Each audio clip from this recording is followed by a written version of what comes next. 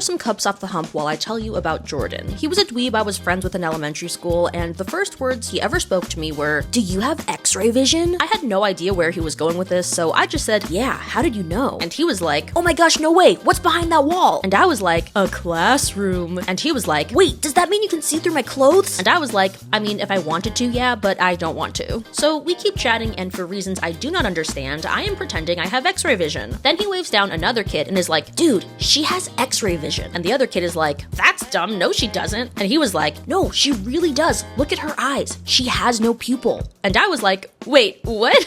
And the other kid looks close at my face and kind of squints and is like, "Oh, no way, you're right. Her eyes are just black. Weird." And I was so confused because I thought we were just playing pretend, but when I went to the bathroom and looked in the mirror, I realized for the first time that, yeah, the colored part of my eye, my iris, was so dark, which I guess to a white kid who had apparently never met someone with dark eyes gave the appearance of one giant pupil. And this really bothered me because, of course, my mom, my dad, my brother had colored irises. I told my mom about it and she was like, 1, your eyes are beautiful, and 2, your eyes aren't even black, they're dark brown. So I went back to school to prove that my eyes weren't black, they were brown, and my hair wasn't black, it was brown, you just had to see it in direct sunlight. But Jordan was not done ruining my life because that same year we were talking about what we wanted to be when we grew up, and I said the President of the United States. And he said, "Actually, you can't be the president because you weren't born in the US." And my jaw hit the floor, and I didn't cry, but I kind of wanted to. Somehow we became friends anyway, probably because he was a dork and I was a dork, but also we were both Jewish and we had a lot of fun telling the other kids that Jewish boys had magnets put into their brains so that their kippah would stay on, and also that Jesus Christ was Jewish. Plus, I got him back eventually. I was giving him a piggyback ride and sprinting around his house, and I slipped and dropped him face first on the hardwood floor. I think we just naturally stopped being friends by middle school, but I'll never forget the kid who thought I had superpowers, crushed my political dreams, and dressed up as the IRS for Halloween.